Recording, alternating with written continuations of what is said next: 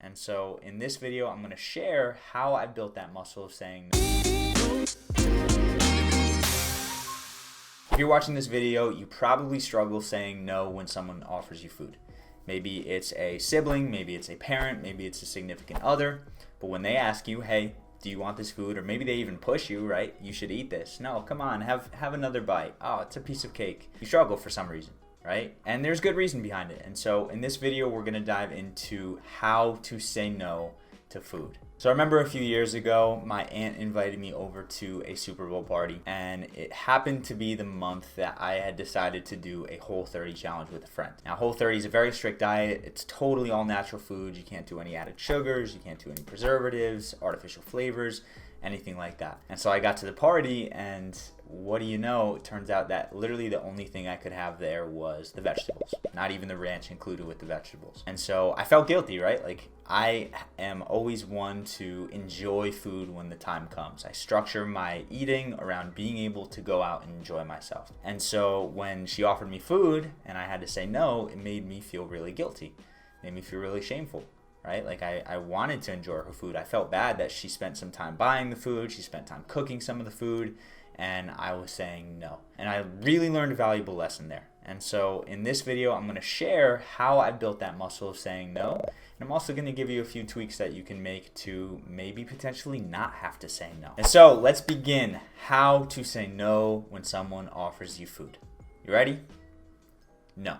No, thank you. I'm fine, thanks. Okay, so while that's obviously a little bit simplified because emotions get involved, there is some truth to that. Sometimes we overcomplicate, sometimes we overthink, and sometimes it really is as simple as saying no. Now, of course, I want to expand on that a little bit. So the first question before we really get into the strategy behind saying no is, why do you feel like you have to say no? So for some people, it's because they're trying to stick to their diet and they're trying to be perfect. Now, I am a massive, massive fan of fasting because I believe you can plan your fast around certain events. And so if you plan your fast, you don't have to say no to foods. So if you're interested in learning how we help our clients use fasting, check the link in the description of this video for a guide we put together on the 3 strategies of helping simplify the process of weight loss, fasting, weightlifting, and mindfulness, and how you can simply implement it in your life. Now, with that being said, there still may be times where you have to say no, right? If you're on a fast and an unexpected event comes up, you probably have to learn to say no. If you're not fasting and you're still trying to just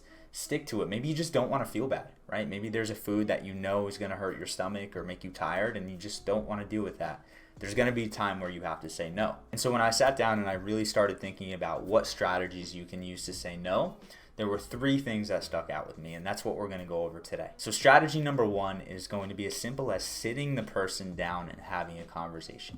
So obviously there's a line here. Obviously it has to be a specific type of person. Like if you're out at a party and someone you don't really know offers you food, you can't just sit them down right then and there and have a serious conversation. But there is a time and a place with family members, with loved ones, where you can sit them down and just explain to them, right? Explain the goals that you have and explain how them pushing that is throwing you off course and is pulling you back, right? I remember in college, I was in my party phase and I had a friend who really didn't like drinking.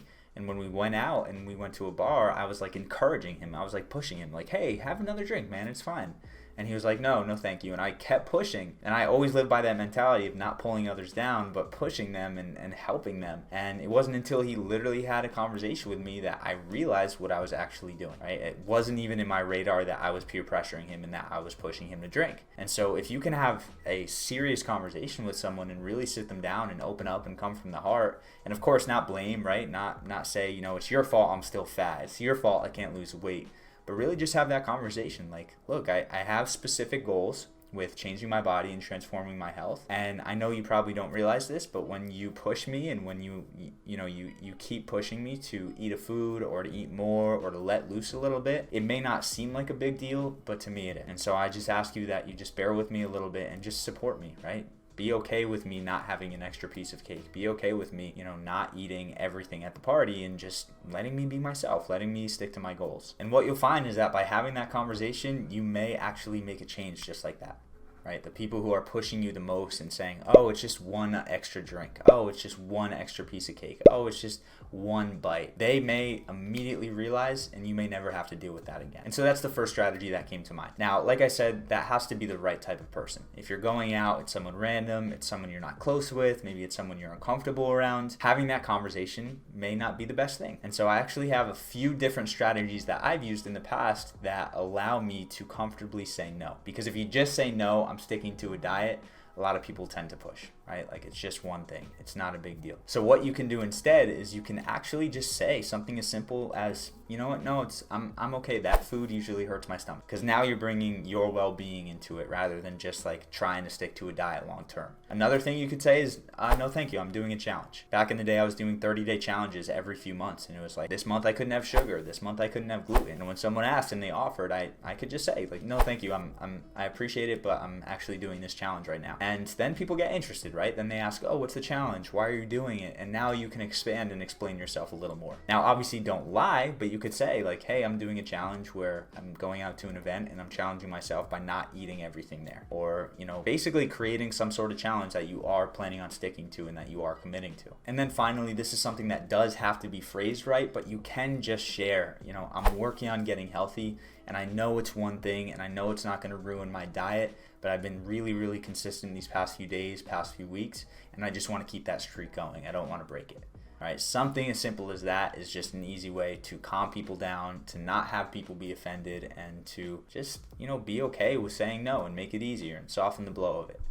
So that's strategy number 2. So we've got sitting down and having a conversation. We've got, saying something like I'm doing a challenge or I'm on a winning streak. I don't want to break that or it hurts my stomach. And then the final strategy is honestly get comfortable being uncomfortable. People are going to try to put you down in life. We are hardwired as human beings to want to connect with people. And if they feel like you're going above them, if they feel like you're doing something different than them, their main goal is going to want to pull you back, right? It's the crab in a bucket mentality. If a bunch of crabs are in a bucket and one tries to climb out, the crabs in the bucket's first instinct is to grab that crab that's trying to get out and to pull them back. And it's just how most human beings are wired. And so learning to say no and taking 100% responsibility for your results is an absolute must. Right? I know people who they've been sticking to a diet and then they let someone convince them to have something and then they blame that other person. No.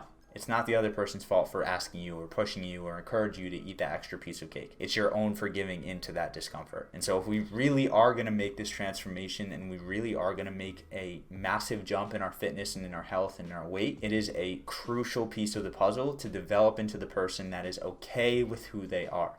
And being okay with who you are means believing in your choices and not caving to someone's peer pressure. And so I really encourage you, like one of the best things you can do, and it's really uncomfortable the first few times you do it, especially if you're a yes man, is to just say no and not explain yourself. No, I'm okay.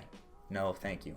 I'm fine. Thank you so much. Just doing that, like the first few times you do it, you're going to get tightness in your chest. You're going to want to slump over. You're going to want to leave the room. But if you sit in that, you're going to understand, hey, this isn't that bad, right? Even if someone continues to push, even if I say, oh, no, thank you, and they're like, why? It's just like, oh, I don't want it. Something as simple as that can absolutely transform your life. And so I encourage you, what do you have to say no to? What muscle do you have to build in this process to be able to stay consistent with your fitness? Let me know in the comments. And of course, if you're looking for ways to simplify your health and allow yourself to be a little bit more lenient when you go out to events, make sure to check the link in our bio for that guide on fasting, mindfulness, and weightlifting to help you see incredible results with your fitness. So thank you so much for being here and thank you so much for watching. And of course, as always, make sure to eat smart, move more, sleep deep, and be grateful for this moment. I'll see you next time.